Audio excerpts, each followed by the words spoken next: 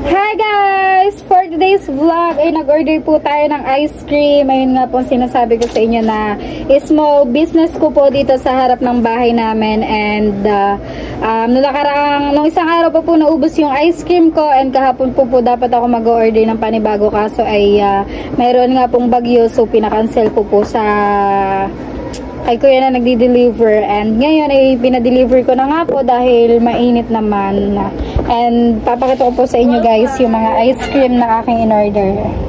Ito siya guys, bali 13 box po yan, at papakita ko po sa inyo yung mga laman yan mamaya, ipapatas ko po siya. So meron po tayo mga tray dito, nakalagay po yan lahat dyan. Ayan, nakalive po ako. Ayan. And ayun yung mga iba pang tray na ilalagay ko po dito. Yan. Bale, umorder po ako palagi ng 13 box na ice cream, at nauubos naman din po yan. Iba't ibang flavor, and 15 pesos to 25 pesos po. Ayan po yung aking pinagkakakitaan bukod po sa YT. Dahil alam po natin na ang YT ay hindi pang habang buhay. So, kailangan po natin gumawa ng iba pang paraan na pagkakakitaan natin. And ang naging total puhunan ko po dito ay 6,000 plus. Papakita ko po sa inyo later guys kung ano yung laman ng mga kahon na yan. So here's the first box guys. Ayan, may kasama siyang kutsara. Ito po is sundae. Ayan, icy sundae. It worth 25 pesos po.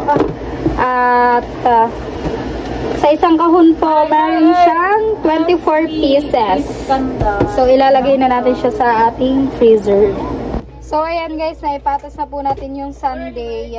Bale, ang in-order ko pong sundae is 2 box. Kasi mabenta po yan dito. Ayan po yung isa sa bestseller ko dito. And yung top 1, yung aking pinaka-bestseller is Choco Crispy. Later guys, papakita ko sa inyo. And the next one guys is Bingo Cookies Cone. Ganito po siya. It's worth 25 pesos din po. Yeah.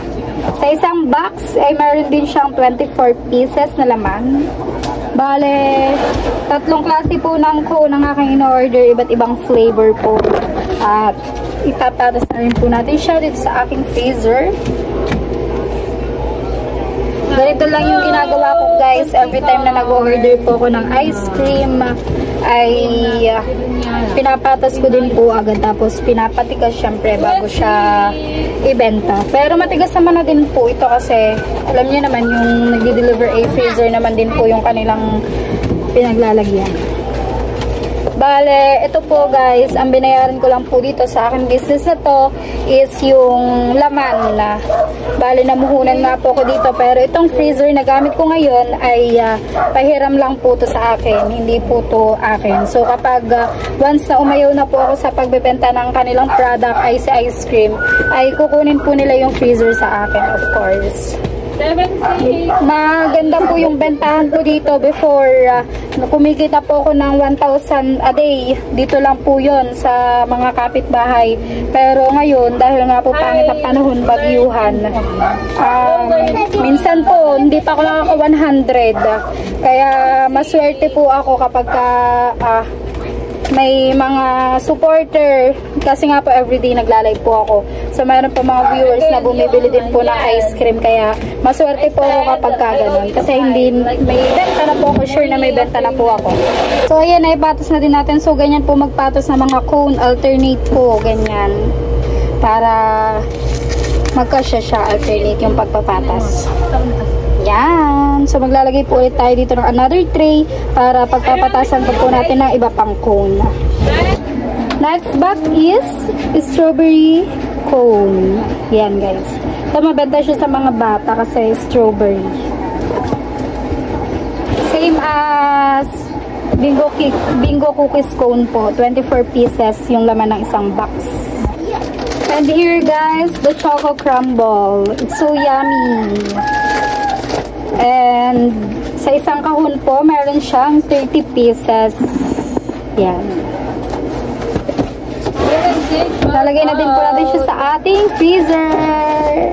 And guys, here is my bestseller, Chocolate Crispy. And every delivery po, every order, ang in-order ko pong ganito is 3 kahon ng Chocolate Crispy kasi nga po super mabenta po siya. Kaya po 3 kahon po ng Chocolate Crispy yung in-order ko. Dahil napakasarap po nito talaga. Kaya po it's the best seller. And here the Coffee Crispy guys. Of course, lasa po siyang kape.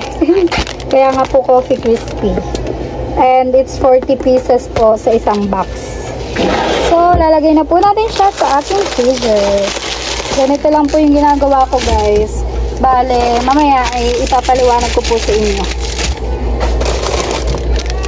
Yan.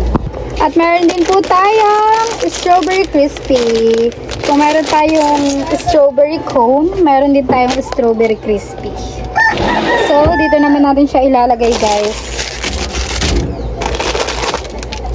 Same lang po yan sa Coffee Crispy, 40 pieces sa isang box. Malit, hindi naman po kalakihan yung tinutubo ko dito guys, pero it's a big help po para sa amin. Nakakaipon-ipon din naman po ako dito, pambayad ng kuryente at pambayad pa sa iba ko pang bills kapag maganda po yung kita. Kasi nung una, gada 4 days, nakakaubos po agad ako, pero ngayon medyo matumal kaya hindi na po ako nakakaipon. Yan guys. Ito naman guys, 15 pesos mochi. Ito po ay parang marshmallow, tapos yung pinakaloob po niya is ice cream.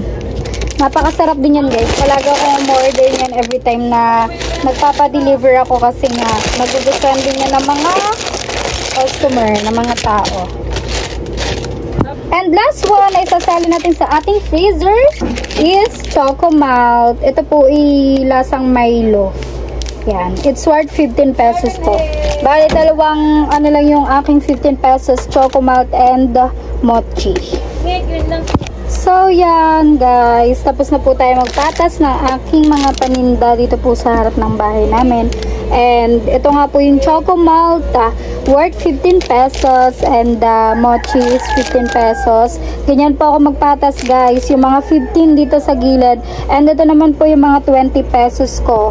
Coffee Crispy, Chocolate Crispy, the best seller. Yan, dalawang Chocolate Crispy dahil nga po best seller po yan. So marami po akong in-order na Chocolate Crispy. And here's the Coffee Crispy. Yan, 20 pesos po yan mga crispy na yan. And dito naman po, ito yung Choco Crumble. Yan, it's worth 20 pesos din po dahil parang crispy din po yan.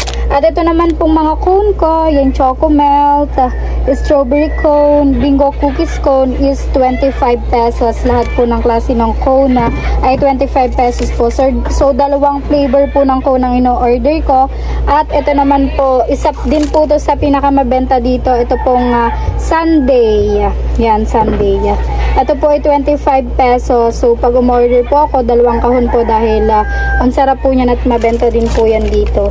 Ayan po yung aking isa pa sa pinagkakakitaan bukod po sa YouTube, kasi yung YouTube po ay every month. So at least po ito every day may kita po ako bukod po sa YouTube. Kung di man po ako makasahod, makakaipon pa rin po ako pambayad po sa mga bills ko dahil yung sinasahod ko po sa YouTube ay siyang nagiging pambayad ko sa bills ko. So paano po kung hindi po ako makasahod, edi wala po akong pambayad ng bills, kaya I make another way para kumita pa po. And yan.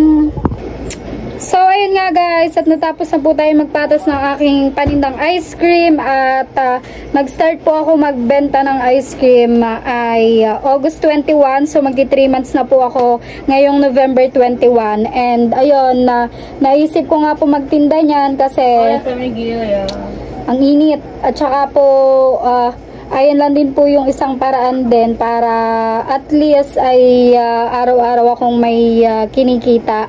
At saka po, bago naman po ako sumubok dyan, napakaraming tao na nagtinda na rin po niyan, na sumubok din po dyan, na pinagtanungan ko po kung maganda nga pong business yan, and kung paano kapag nag-brown out, lahat po yun inalam ko bago po ako pumasok sa pagtitinda po ng ganyan. So ayun nga po, pag nag-brown out ay papalitan po nila lahat ng ice cream mo, no, kung matunaw man po, papalitan po nila ang lahat yan.